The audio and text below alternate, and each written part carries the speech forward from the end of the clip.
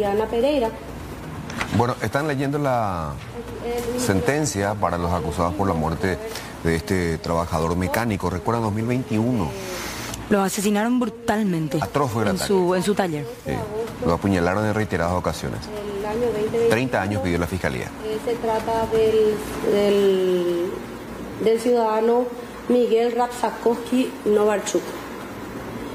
El hecho ocurrió en la ciudad de San Lorenzo, ubicado en la calle Juana Ponte, casi Gabriel Pellón, del barrio Virgen de los Remedios de la ciudad de San Lorenzo. En este sentido, el Ministerio Público pide la pena de 30 años para cada uno de los procesados. La querella en el mismo sentido. La defensa solicita la absolución de su defendido. En base a la duda, la defensa 2 solicita, el doctor Gini solicita conforme a para su defendido Domingo Agustín Diana Pereira la absolución por duda.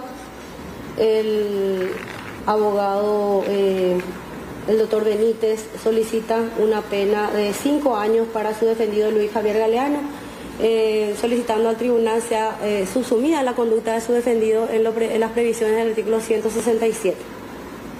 En ese sentido se han diligenciado las pruebas. En primer lugar, hemos escuchado el testimonio de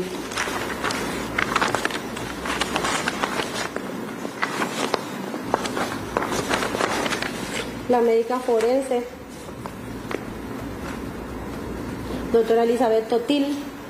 La misma manifestó al tribunal que ella realizó el levantamiento de cadáver en fecha 18 de agosto de 2021. Fue convocada por el Ministerio Público, llegó al lugar, encontró a la víctima en el suelo en posición de cúbito lateral derecho, con el miembro superior derecho extendido y el miembro superior izquierdo flexionado hacia la cabeza. Asimismo, también una vez que examinó el cuerpo, a través del examen físico, pudo constatar lesiones en diferentes partes del cuerpo. A nivel de la cabeza, tenía una herida cortante en la región occipital derecha y parietal derecha. Tenía 2 lesiones en la cabeza que eran de menor porte, digamos, en el sentido de que eran heridas superficiales. Manifestó que tenía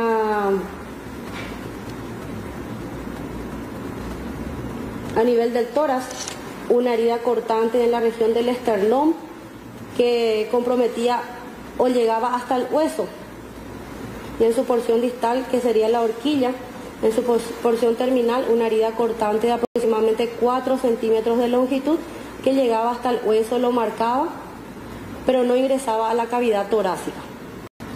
Otra herida a 2 centímetros de esta, herida cortante de 4 centímetros que se encontraba en el 6º espacio intercostal. Esta sí penetraba a la cavidad torácica, aproximadamente de 20 centímetros era esta herida, y la trayectoria era de adelante para atrás y de derecha a izquierda, de arriba para abajo. A nivel del abdomen, fosa ilíaca izquierda, otra herida cortante de aproximadamente 2,5 centímetros de longitud, la cual era superficial, ingresaba en la pared, pero por debajo de la piel iba hacia arriba y su trayectoria era de izquierda a derecha. En la porción del nivel de la espalda, en la región lumbar derecha, había otra herida cortante superficial también.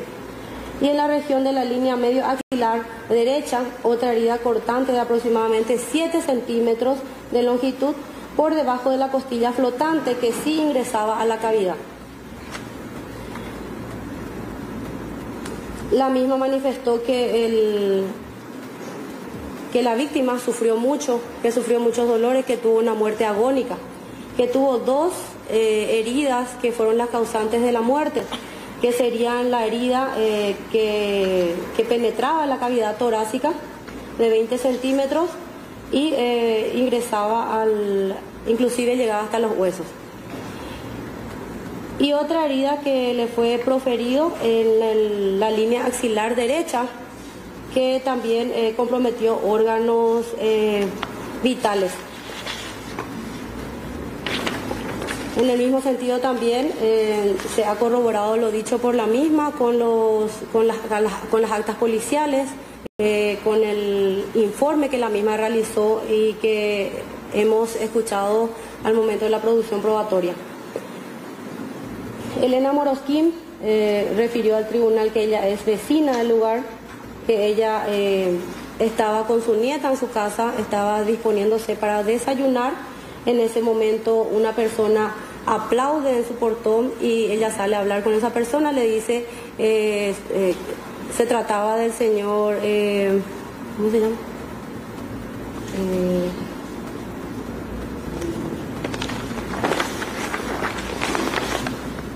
Tardicio Daniel Cáceres Agüero, quien le había manifestado de que sí, el señor Miguel era su pariente y que él estaba tirado, que aparentemente sufrió algún asalto o algo así.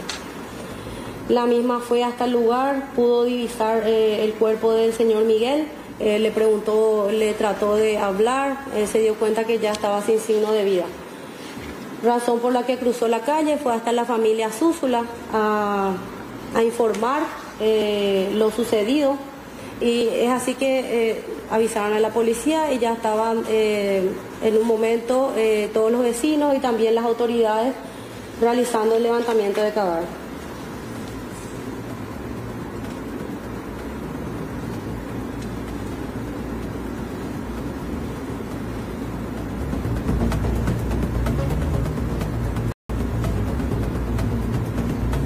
Bueno, el subcomisario Marcos Martínez López manifestó al tribunal de que él se constituyó en el lugar a través de un llamado a auxilio que habían recibido el día de la fecha. Él mismo llegó al lugar, realizó investigaciones, pidió cámaras de los vecinos, captó imágenes a través de los cuales se pudo divisar la presencia de un vehículo que ingresó, el Hyundai i10, en un pasillo sin salida, y que de ahí volvió a salir, pasó por frente de la casa que proveyó el circuito cerrado. De ahí ellos pudieron conseguir la chapa del vehículo para iniciar la investigación. Ubicaron al dueño del vehículo, el dueño del vehículo compareció ante la policía, dando información de que efectivamente era su vehículo el que divisaba en los circuitos cerrados, que ese vehículo él lo había adquirido en el año 2019, que lo subalquilaba a otras personas, dando el nombre de estas personas. Posteriormente manifestó que el vehículo tenía un sistema de GPS por el cual proveyó el mapeo inclusive Bueno, explicaciones. Está todavía en la parte donde evidentemente va a haber condena en esta causa, pero está explicando un poco la ferocidad con la que actuaron los hoy acusados, por sobre todo los atacantes, porque hay que recordar que hay un trabajador de plataforma de transporte, sí, Fernando Domínguez entre los acusados, Luis Galeano es el otro acusado y Domingo Agustín Diana Pereira. Este está vía telemática nomás luego porque es del PCC. Y este primero, el conductor del Uber, justamente ahora está describiendo, ¿verdad?, el momento en el que inclusive abandonan el vehículo en una calle sin salida después de haber cometido el hecho. Vamos a volver en instantes con este tema.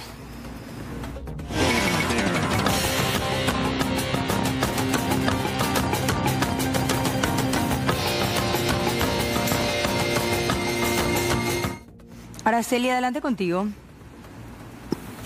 Habla el comisario principal de Arte, jefe de investigaciones. Comisario, el allanamiento realizado en la casa de Steven Vareiro, ¿qué encontraron? Bueno, la persona que vinimos a buscar no se encuentra, pero encontramos varios elementos, ya sea documentos, actas, facturas, documentaciones varias particularmente.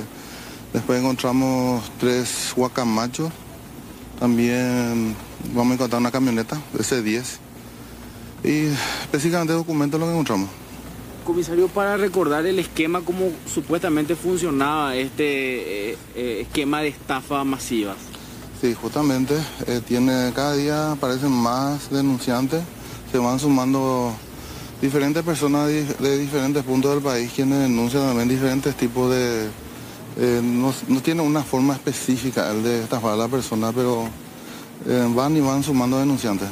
Lo que nos decía es que estas personas sufrían el secuestro de los vehículos, incluso con el atraso de apenas un día en el pago de sus cuotas, con la posible complicidad de un juzgado de paz. Claro, y habíamos iniciado, Iván, a través de esa denuncia, ¿verdad? Pero con el tiempo vemos que tienen diferentes situaciones, porque hay gente que inclusive estaban al día con sus cuotas, ¿verdad? Pero de igual manera se procedía al secuestro de los vehículos. Comisario, sí, por lo que pudieron ver, ¿residía solo acá en esta vivienda o había otros más? Aparentemente estaba con alguien, ¿verdad? Pero en el momento que ingresamos estaba un cuidador nomás allá.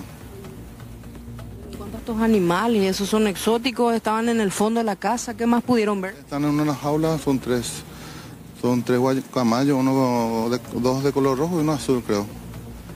Un poquito la manera pudiente en la que vivía este joven. Y aparentemente sí. ¿El objetivo está plenamente identificado? ¿Hay alguna suerte de comunicación? ¿Algún abogado? ¿Se tiene algo al respecto? Se comunicó con nosotros cuando estábamos haciendo el allanamiento y quería saber qué es lo que está pasando en su casa y le comunicamos el tal motivo, ¿verdad? Y dijo que iba a analizar su situación. O sea que eventualmente podría presentarse Steven. Y puede ser, vamos a ver.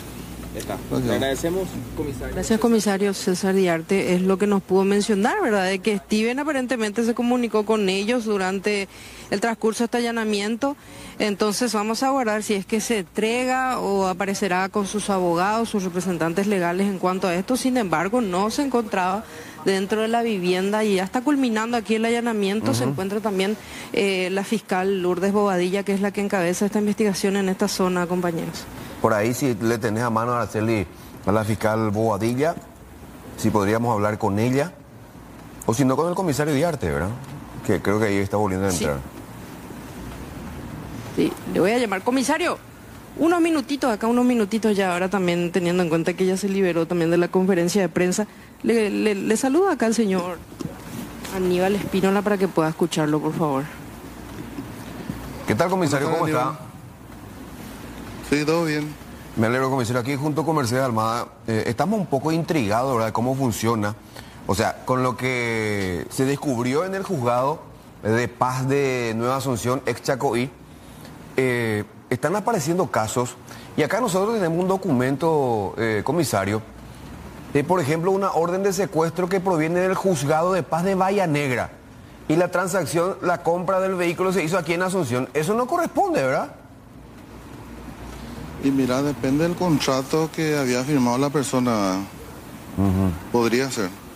Eventualmente, depende, claro. Si la dirección judicial es de la zona Bahía Negra, ¿podría corresponder? Claro, por eso justamente la vez pasada cuando estábamos hablando, depende de lo que haya firmado la persona, ¿verdad? Porque a veces firma en donde dice los trámites se realizarían en cualquier juzgado del país, por ejemplo, y él acepta eso y firma, ¿verdad? Un ejemplo nomás te doy. Que suele estar siempre en el último párrafo. Sí, en el último párrafo y la gente ya no se percata, y mira, no lee el último párrafo, ¿verdad? Sí, totalmente, totalmente. Y bueno, aparentemente ahora son diferentes formas de denuncia también. Porque hay gente que estando al día, recibimos denuncias al día con su pago, de igual manera ya se procedía al secuestro otra vez. Estando al día igual se le secuestraba. Sí, igual. ¿Pero con qué argumento, comisario? Y mira, recién recibí la llamada de un abogado. Él había manifestado que entre una camioneta Hilux más dos vehículos valores 300 millones de guaraníes y retiró una Amarok de esa playa. Y después de un mes el abogado me dijo que los 4 vehículos, o sea que el vehículo que él había adquirido, vino un oficial de justicia y él secuestró el vehículo otra vez, estando al día. Y por más de que le haya entregado como parte de pago otro vehículo. Sí, por eso, 30 días es la fecha tope por lo que veo. Comisario, ¿qué tenemos que hacer, por ejemplo, en el caso de que estemos viviendo una situación como esa? ¿A dónde recurrimos? ¿El propietario del vehículo o el que está en ese momento pagando las cuotas del vehículo, a dónde tiene que llamar? Hola. ¿Me escucha, comisario? Se cortó. Sí, ahí te escucho. ¿Qué tiene que hacer una persona que está en esa situación? Si yo tengo un vehículo que estoy pagando a cuotas, me retrasé un día, 2 días, una semana, o no me retrasé con el pago y me aparece un documento como ese para pedir el rescate de mi vehículo, ¿qué tengo que hacer? ¿A dónde tengo que llamar? ¿A dónde tengo que recurrir? Bueno, no. Vamos a ir por puntos. El primer punto, el oficial de justicia tiene que estar plenamente identificado. Ellos portan un credencial para tal efecto, en donde dice el oficial de justicia, no puede ni cualquier persona. Punto 2, los policías que le acompañan también tienen que estar bien identificados. Y la orden de secuestro tiene que estar dirigido al personal policial que va a hacer este trabajo. Por ejemplo, si vamos a hacer una orden de secuestro en Encarnación, no puede irse Policía de Asunción. Yo te doy un ejemplo nomás. Número 3, tiene que estar firmado por el juez. El autuario número 4 debe ir bien sellado. Los números, por ejemplo, un chasis 778, ¿verdad? Y en la orden figura 776, ese documento es inválido. O los nombres. Por ejemplo, dice César Díaz, tiene documento, dice Carlos Díaz, ese documento no sirve. Son cosas que la ciudadanía, el ciudadano común debe saber para entregar su vehículo. Son cuestiones que ellos, por ejemplo, aparece un oficial de justicia con una orden de secuestro y ya o sea, que no dudan en entregar los vehículos. Sí. Y son varios casos son que tenemos en este tema. Ahora, ¿sabes qué pasa también, comisario? Muchas veces te aparecen de prepo, ¿verdad? Y te toman desprevenido. Una está sola, está solo, no, claro. Medio te tiran nomás los documentos en la cara, ya te atropellan, otro ya se sube al vehículo, ya todo se hace como un operativo, ¿verdad? Y uno se queda ahí asustado. Y sí, porque recordaba también la gente que decía que esta gente que venía ni se identificaba, tampoco venían con personal policial, tampoco ellos se identificaban, al final eran funcionarios de la playa nomás, y que tenían la llave en mano, o sea que, ¿te acordás de la señora que dijo, no te iban a entregar mi llave, no importa, yo tengo mi llave, le dijo, o sea, todos los vehículos tenían la segunda copia de llave, sí, todos los vehículos. Bueno, ¿y ahí qué hago? ¿Llamo al 911? Directo, hay que llamar a la policía cuando haya alguna duda. El policía está obligado a venir, le habrá un acta y si hay una irregularidad se comunica donde corresponde y punto. Es muy sencillo eso. Qué bárbaro, pero en verdad esto, comisario, hay que investigar muy en serio porque empezó a conocerse ese caso de Steven, el caso que ustedes están investigando ahora y empiezan a saltar. Ojo con las escribanías también, con quienes hacen esos famosos contratos privados, porque hacen eso de compra-venta, que también son una trampa, ¿verdad? Son una trampa, con todos los datos que contiene, muchas veces te marea la perdiz, vos no te das cuenta de lo que estás firmando. Sí, totalmente. Y mira que estamos empezando con esto. Vamos a llegar vamos a llegar a fondo con este problema que está surgiendo en el tema de los vehículos. Pues una estafa masiva, pues. ¿Se tiene, comisario, identificada la escribanía con la que ellos trabajaban para hacer estas escrituras, estos contratos privados? ¿Es una sola notaria o quién? No todos están identificados. A su tiempo vamos a estar socializando. Y mucha atención, ya que estamos hablando, comisario, la gente que vaya a comprar su vehículo, el último párrafo donde dice que en caso de conflicto, este caso se dirime en los juzgados de la capital, por ejemplo, y no que te establezcan en cualquier juzgado del país. Sí. Y los días también. Los días, a ver. En su mayoría siempre es 90 días. Los 90 días siempre se esperan. No menos que 90 días. Los 30 días ya. Claro, es lo que corresponde. En 90 días te tienen que secuestrar en todo caso, ¿verdad? No, ahí empieza recién el proceso. Vos tenés que tener un retraso en el pago de 90 días para que el proceso pueda empezar a correr. No, es en el caso de que vos te quedes sin trabajo, sufriste un accidente o no puedas pagar algo, siempre ahí se le da un oxígeno al comprador. O sea, tenés que justificar. Claro, porque normalmente un secuestro, hablamos con varias personas, esto dura a veces 9 meses, un año inclusive, no sale rápido las órdenes de secuestro, no salen rápido, sinceramente. Tengo que tener entonces como mínimo 3 meses de retraso para que... Y justificado para que después inicie el proceso de secuestro, ¿verdad? Claro, no estoy diciendo que se atrase 3 meses. No, claro, se entiende, se tiene que justificar por...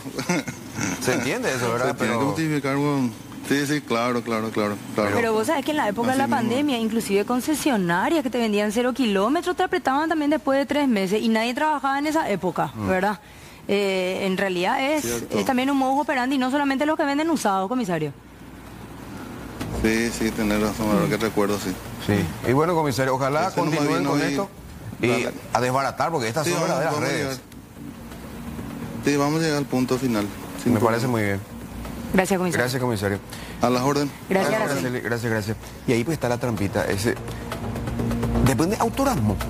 Por fin mi auto nuevo, voy a tener un auto propio. ¿Vos cuándo te vas a retirar tu vehículo nuevo? ¿Vos querés que te entregue la llave? No me vos ni lees lo que firmás, la emoción te puede jugar una mala pasada. Y muchas veces quienes no somos conocedores de todo lo que es el reglamento, las leyes, todo lo que es el protocolo de una escritura, de un contrato, también no nos damos cuenta de ciertas trampitas en las que te echan, ¿verdad? Pero fíjate, porque el comisario daba una de las trampitas. En caso de conflicto se dirimirá en cualquier juzgado del país. ¿Qué es lo que está pasando? Pero si vos sos de Asunción, ahí está la fiscala. Vamos a aprovechar, vamos a hablar con la fiscal también, Araceli. ¿Cómo continúa este proceso? ¿Puede conversar ahora, fiscal? Sí. Bueno, ¿cómo continúa este proceso? Sí, buenas tardes. Estamos en un procedimiento, acá un allanamiento en la vivienda que teníamos como la vivienda de este señor Steven Automotores, el propietario. A los efectos de que nos constituimos en el lugar, a los efectos de justamente hacer efectiva la orden de detención que teníamos en su contra y verificar si había documentos, expedientes que tenían que ver con las órdenes de secuestro, las demandas que él había instaurado en este juzgado de Chacoí, tomando en consideración de que en el juzgado habíamos encontrado una cantidad de expedientes, sin embargo nos faltan expedientes que tienen que ver con muchas de las víctimas que se acercaron y que tenemos de los denunciantes, ¿verdad? ¿Los documentos que encontraron tienen relación al caso? ¿Pudieron ya visualizar así a primera? No encontramos expedientes. Lo que encontramos fueron objetos personales que nos dan cuenta de que es efectivamente la propiedad de este señor. Son logotipos, banners, remeras con el logo de esta playa de automotores.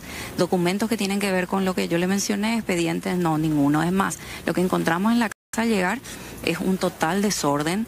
Se reunió de todo lo que podía y aparentemente se fue del lugar, se fue de la casa. Dejó un encargado que no sabe absolutamente cuándo va a venir, tampoco es preciso en cuanto a mención de decirnos cuándo se fue.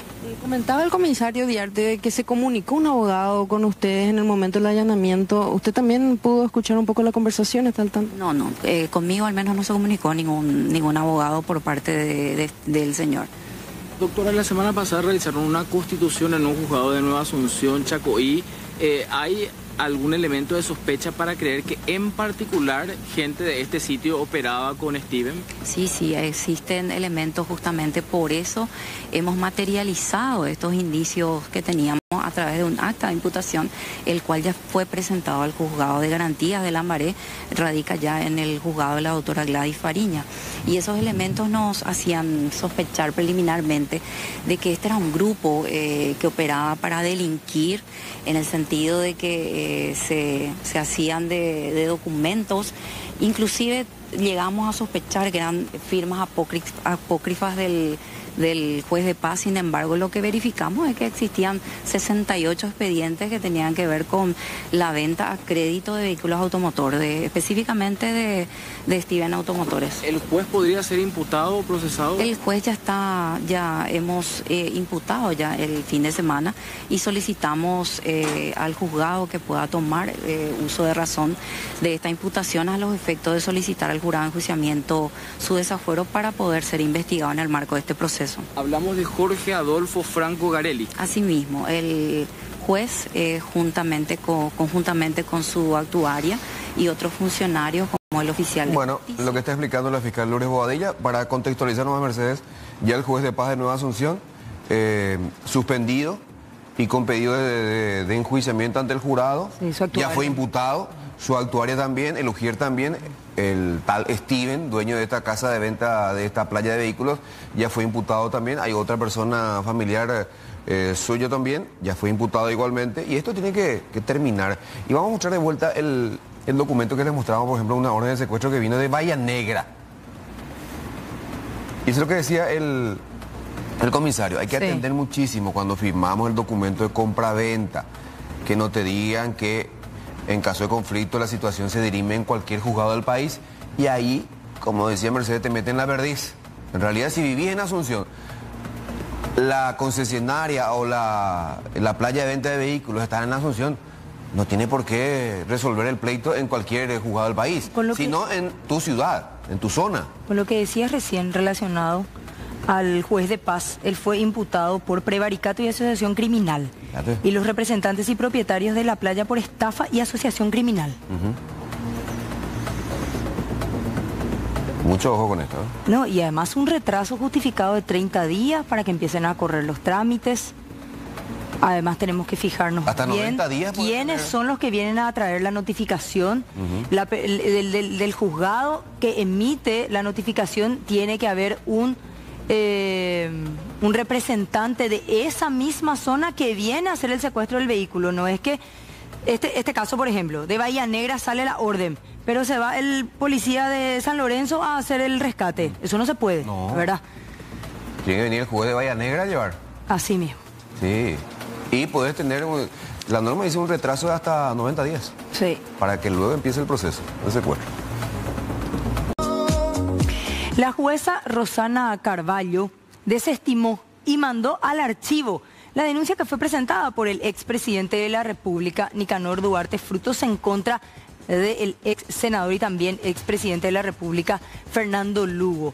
En el año 2018 no permitió que Nicanor Duarte Frutos jure como senador electo y en su reemplazo asumió la banca Mirta Usinski, que terminó siendo destituida, ¿se acuerdan? En aquella época en la que se puso la vacuna y todavía no estaba en la franja que le correspondía como grupo de riesgo.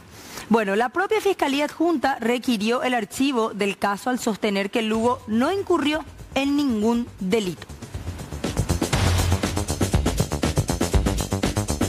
Después de 3 años y medio, finalmente será la audiencia preliminar para Florencia Romero, para esta joven conductora, ella acusada de homicidio en grado de dolo eventual. En octubre del 2020 había atropellado y matado a la joven madre, Natalia Noemí Godoy, quien estaba en una parada de colectivos sobre la avenida Mariscal López. ¿Recuerdan el caso? Sobre la llamada curva de la muerte, en ese mismo sitio. La audiencia preliminar para esta joven será el viernes 22 a las 10 de la mañana. Y en esta diligencia se resolverá si la causa es elevada o no a juicio oral y público. Estas son imágenes de aquel luctuoso suceso.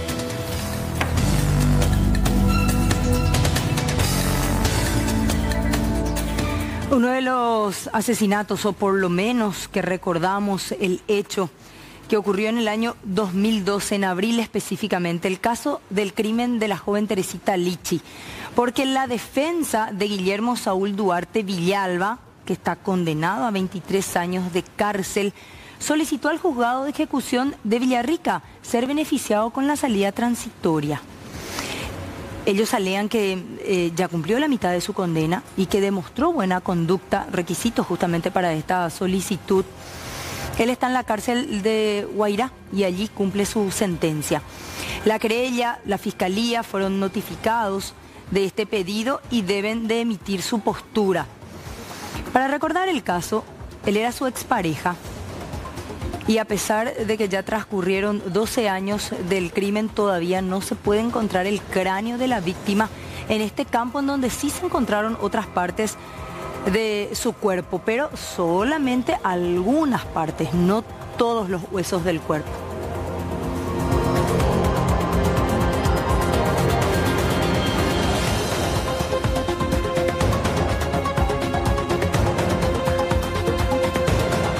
A 29 años de cárcel fue condenado Héctor Fabián Pérez Ñamandú por el feminicidio, la muerte de Micaela Pérez, crimen ocurrido en el 2021. El feminicidio ocurrió en el kilómetro 20, barrio Cacupemí, zona de Capiatá, y para darle muerte a esta mujer se utilizó el arma perteneciente a la empresa de seguridad donde trabajaba el hoy condenado. Micaela dejó huérfana a una niña de 5 años, quien en todo momento presenció los malos tratos que recibía su madre de parte de este hombre.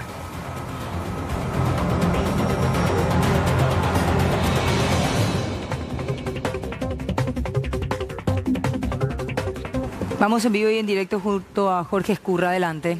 Sufrido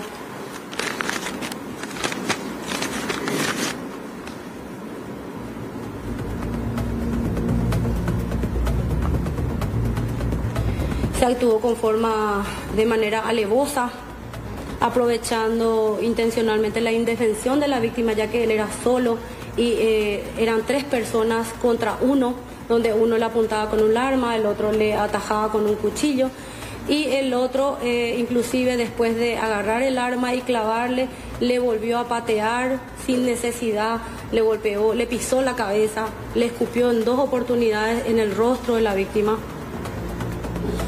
Y posteriormente se alzaron con los bienes, con la propiedad de la víctima. Por lo que la tipificación correcta sería el artículo 105, inciso primero y segundo, numeral 4 y 5 del Código Penal, en concordancia con el artículo 167.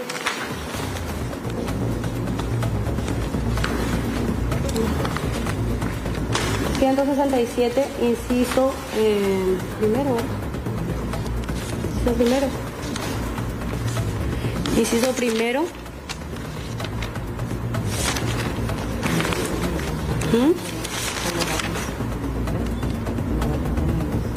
Numeral 1 y 2. En ese sentido, analizando la conducta típica de Fernando Rubén Domínguez Paiva, el tribunal llega a la conclusión de que el mismo aportó con su ayuda para transportar a estas personas hasta el lugar del hecho, para que realizaran su cometido. Volvió a transportarlos hasta cada uno de cercanías de sus hogares. Un día antes fue también en cercanía del lugar a transportar a uno de los coprocesados. El tribunal cree que su aporte hace de que el mismo sea calificado con la conducta del artículo 105, inciso primero y segundo, numeral 4 y 5, y el artículo 167, inciso primero, numeral 1 y 2, en concordancia con el artículo 31 del Código Penal. Al pasar a analizar la conducta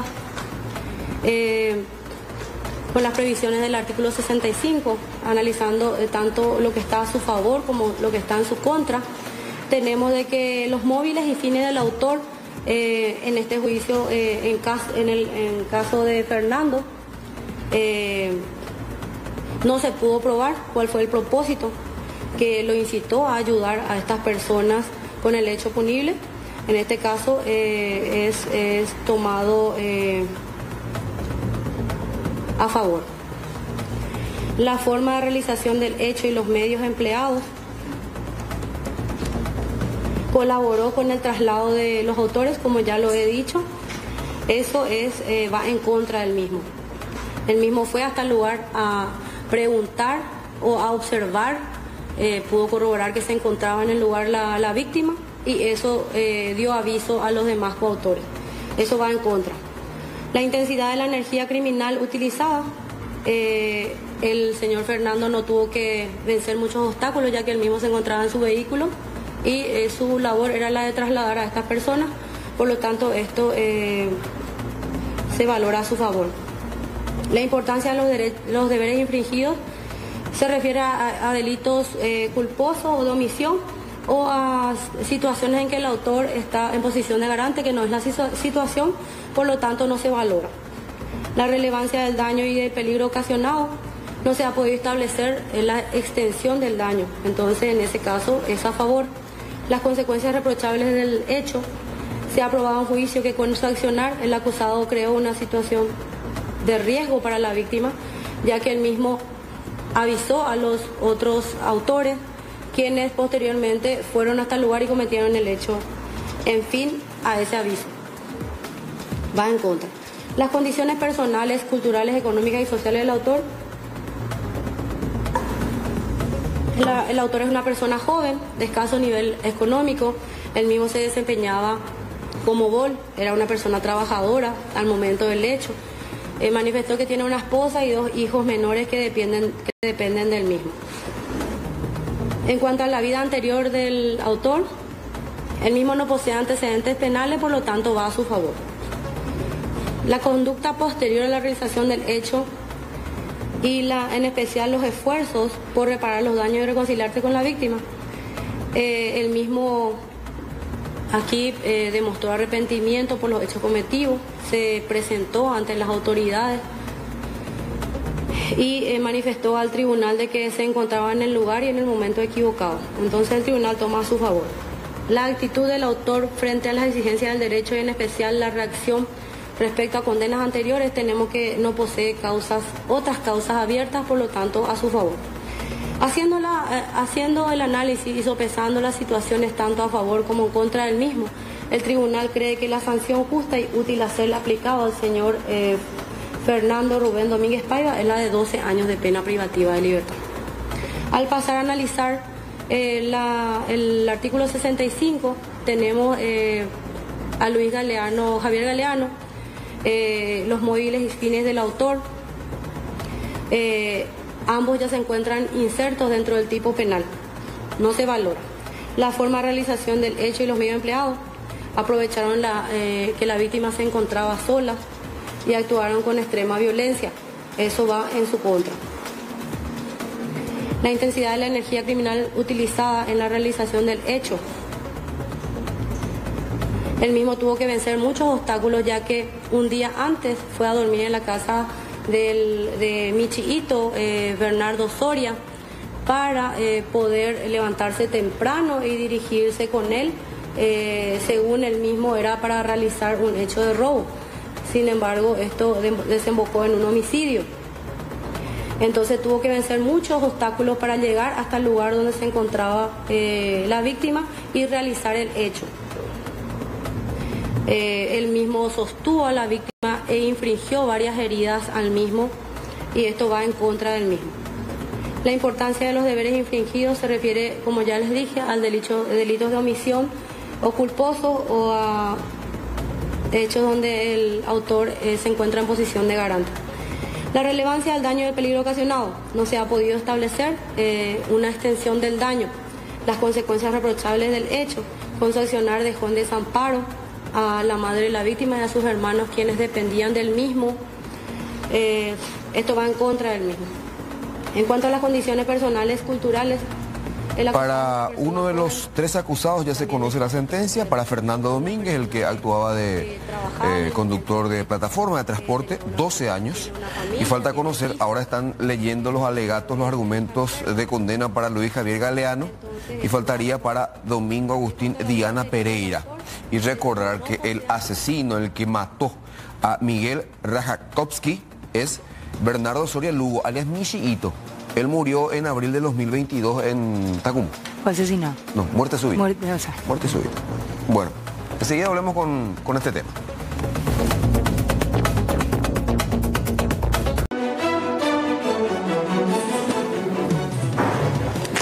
Bueno, terminó la lectura de la sentencia para los 3 acusados por el asesinato del mecánico Miguel Rajakovsky, que ocurrió el 18 de agosto del 2021. Fernando Domínguez, el trabajador de plataforma, de transporte, aquí lo estamos viendo de espalda, 12 años de cárcel. Con el cabello rapado. Sí. Luis Javier Galeano, 28 años. El otro joven que se acaba de retirar. Sí, que tenía camisa azul. Sí. Y Domingo Agustín Diana Pereira, quien es del PSC, por eso incluso se lo tiene bajo custodia y estuvo participando vía telemática nomás, recibió igualmente una condena de 28 años de cárcel. El próximo 25 de marzo se dará copia a las partes y lectura íntegra también del fallo de este tribunal de sentencia. Recordar que el asesino, el que planificó y el que remató a este trabajador es Bernardo Soria Lugo, alias Michiito, quien murió en Tacumbú en abril del 2022. Estas son aquellas imágenes. El de la mochila, ese es Diana Pereira. Acá Michiito. Ese.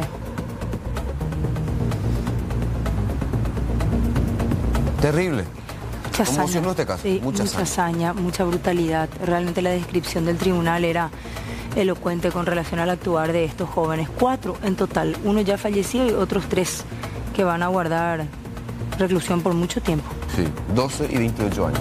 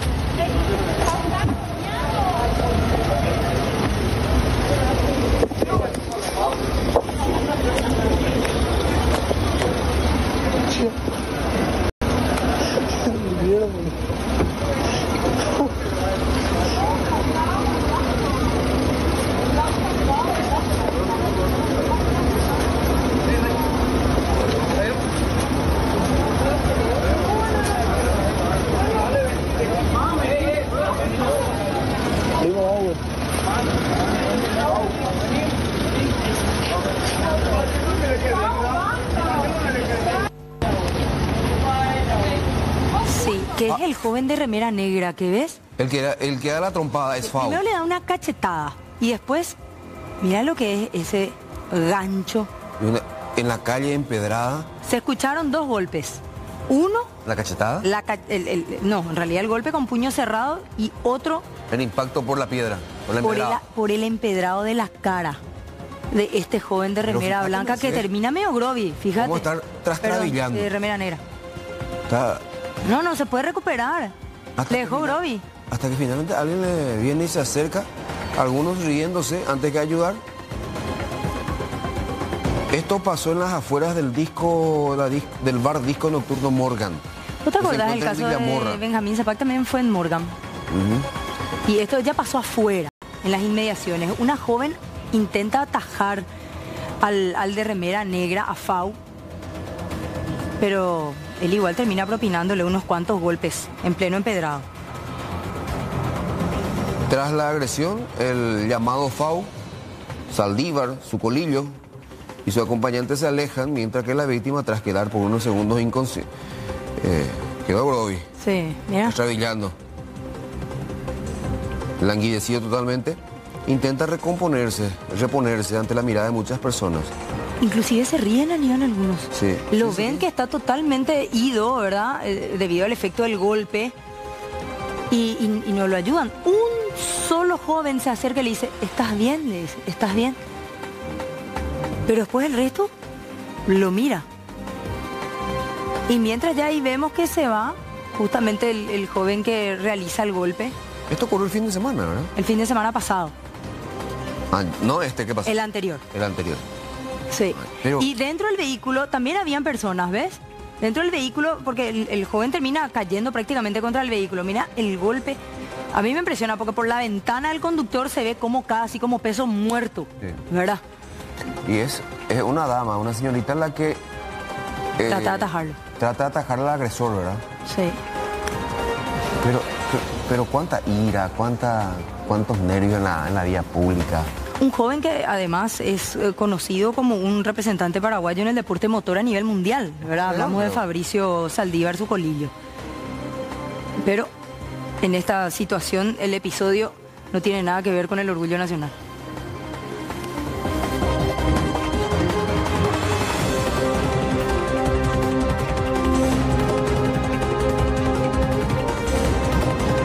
Vamos a compartir con ustedes el documento, la denuncia penal radicada por el expresidente de la República junto a otros exintegrantes de su gabinete también, Mario Abdo Benítez, Mauricio Espínola, hoy diputado, René Fernández, Carlos Arregui y Arnaldo Yucio, son los que presentan una denuncia penal en contra de los fiscales Aldo Cantero y Giovanni Grisetti por 2 tipos penales, prevaricato y persecución de inocentes. Y vamos a hacer correr este documento. Hacen primeramente una descripción completa de todo lo que se pudo extraer del famoso chat entre Cantero, el fiscal Aldo Cantero y Giovanni Pedro Velar. Sí. Van a ver ustedes, este es el documento bastante extenso, por cierto. Y en la parte del petitorio, digamos, está lo relevante. Porque ¿qué es lo que piden? No vamos a leer esto porque, repito, es una transcripción de las conversaciones. Y después hacen una valoración jurídica del por qué consideran que ambos fiscales cometieron prevaricato y persecución de inocentes. Ahí está, ¿qué es lo que piden? Incautación de los celulares tanto de Cantero como de Giovanni Grisetti. Me imagino que ya habrán tenido otro nuevo celular, estimo. También ¿Qué pasó? ¿Cuánto tiempo? También piden la incautación de los aparatos celulares de la agente fiscal Daniela Benítez, así como de los asistentes fiscales Patricia Colmán, Hugo Villamayor y Alfredo Dietze. También se pide informes a las compañías de telefonía celular acerca de los cruces de llamadas y mensajes entre los agentes fiscales Aldo Cantero, Giovanni Grisetti y Daniela Benítez, así como de los asistentes Patricia Colmán, Hugo Villamayor y Alfredo Dietze. Informe a las compañías de telefonía celular sobre las líneas telefónicas a nombre de los agentes Aldo Cantero, Giovanni Grisetti, Daniela Benítez y también los asistentes Patricia Colmán, Hugo Villamayor y Alfredo Dietze. 5.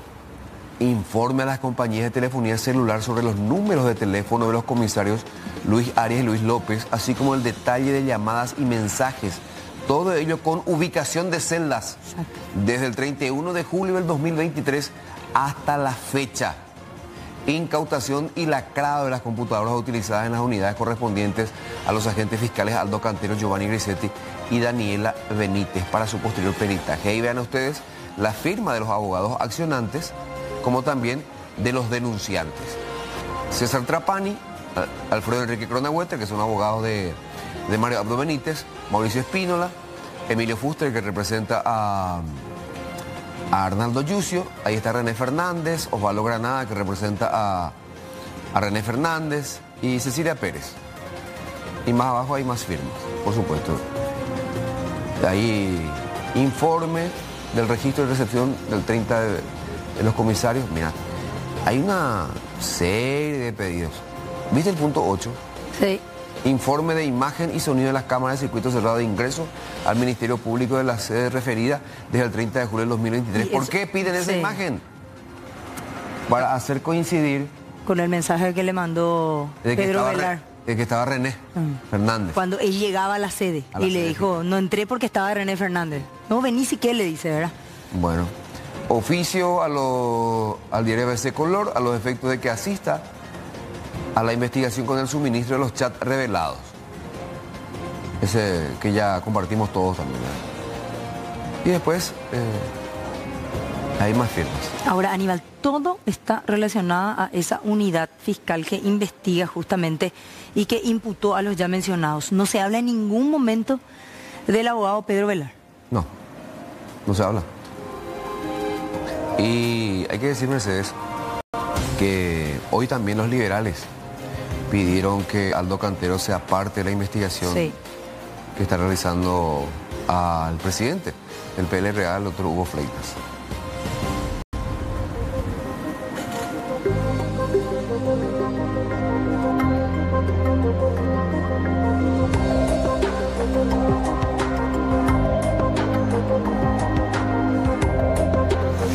Sin sentencia hasta ahora, después de que haya pasado mucho tiempo, pero sí con una candidatura. ¿De quién estamos hablando? De Marcelo Fretes, uno de los presuntos responsables, de hecho está imputado en el caso de agresión al hijo del expresidente de Cerro Porteño, Raúl Zapac.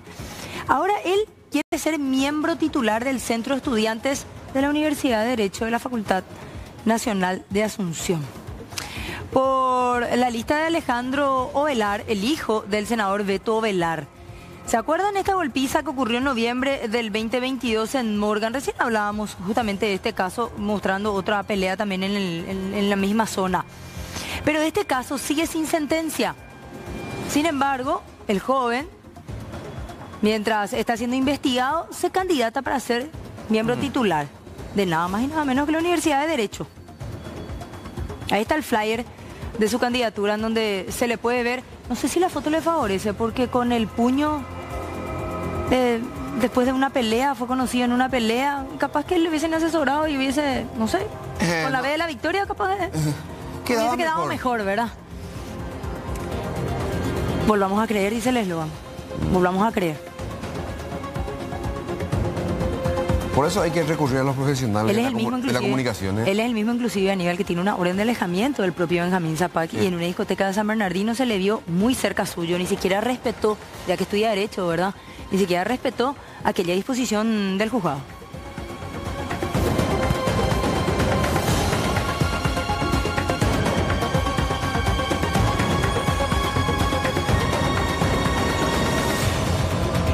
A continuación vamos a hablar de la suerte de estos futbolistas del club argentino Vélez Sarsfield, entre ellos el paraguayo José Florentín. Los 4 quedaron detenidos ya en Tucumán. Fue luego de que la periodista deportiva de 24 años, quien los denunció por abuso sexual, declarara en la Cámara Gesell. Esta orden de detención fue dictada por la fiscal María Eugenia Pose, y en el lapso de 48 horas, es decir, el miércoles, un juez deberá decidir si convierte o no la prisión en, la detención, en prisión. Ahora están detenidos mediante orden fiscal. El miércoles, un juez decidirá si envía o no a prisión al arquero Sebastián Sosa, a Brian Cufré, a Biel Osorio y a José Florentín, los jugadores denunciados de haber abusado sexualmente el pasado 3 de marzo en la habitación 407 del Hotel Hilton de Tucumán, después de un partido disputado entre el equipo Vélez Sarsfield y el Atlético Tucumán. Se complica la situación porque también la Fiscalía preguntó a los abogados defensores y a los propios acusados si estaban en condiciones de entregar sus teléfonos celulares y someterse a las pruebas de ADN. Y todos los jugadores dijeron que sí, que no hay ningún inconveniente, que lo van a hacer. Y el miércoles se sabrá la suerte de cada uno de ellos. A ver, y este es el comunicado del club Vélez Sarsfield, donde se lee que ya el club decidió suspender el contrato con los 4 futbolistas. ¿Y cuáles son, además de la declaración que hizo esta mujer de 24 años en la Cámara Gesell, cuáles son los otros elementos que complican la suerte o las pruebas consideradas vitales? Primero, el resultado de la prueba toxicológica, tanto en sangre como en orina, practicada a la mujer. También la ropa que tenía puesta ese día. Sí. También las cámaras de circuito cerrado del hotel. Del hotel.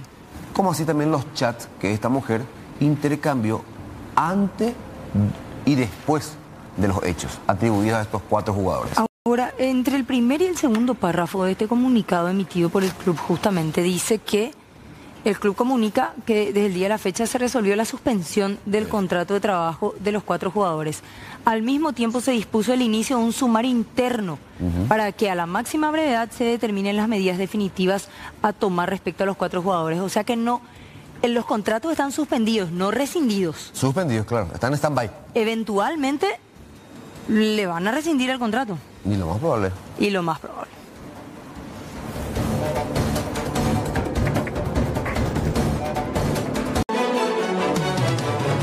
Ante el sinnúmero de cortes en el servicio de energía eléctrica y, por supuesto, miles de usuarios afectados por esta situación, el Frente Democrático analizará la posibilidad de convocar ante el Congreso al presidente de la ANDE, Félix Sosa. Dijeron también que no corresponde a una eventual suba de la tarifa, porque de la ANDE sus técnicos están hablando de la necesidad de ajustar el precio del servicio de energía eléctrica para poder acceder a mayores recursos y tener mayor inversión, y de esa manera, según alegan, evitar los permanentes cortes en el suministro de energía.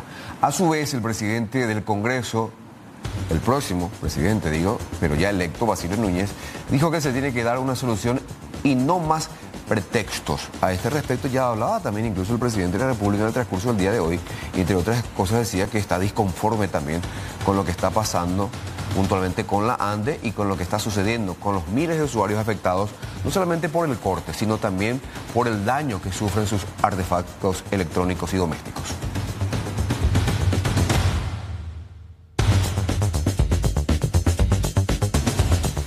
Está preso, pero aún así desde su celda sigue generando zozobra. Este es el hombre conocido, sextorsionador, que sigue operando en los últimos meses a pesar de estar recluido en la penitenciaría regional de Ciudad del Este. ¿Qué pasaba con las víctimas? Eran obligadas a entrar a las visitas privadas y eran sometidas por él. Y grababa aparentemente los hechos ocurridos en esta privada y después extorsionaba a las mujeres con estas imágenes. Esta persona fue capturada en 2 ocasiones ya por personal del DAS. En este momento él se encuentra recluido en la cárcel de Ciudad del Este. Estando en la cárcel Ciudad del Este, él habilita nuevamente perfiles. Es ahí donde captó víctimas. Ya cuando él podía extorsionarle, las llevaba hasta la cárcel de Ciudad del Este. Él prometía de $4.000 a $5.000 de retribución por esas fotografías. A Omar Antonio Garoso Galonga le tenemos ya como 7 carpetas de investigación en estos 4 años. Él fue capturado en la zona de Concepción. Llegó a tener unos lugares donde hacían estas cuestiones con las mujeres como si fueran estudios, ¿verdad? Y hacían los castings en la zona de Horqueta, en la zona de Belén. Posteriormente vino a la zona de Areguá, Luque, y en este último tiempo fue a Alto Paraná. No tenemos todavía algo cierto, pero es una persona que solamente exclusivamente delinque en este sentido.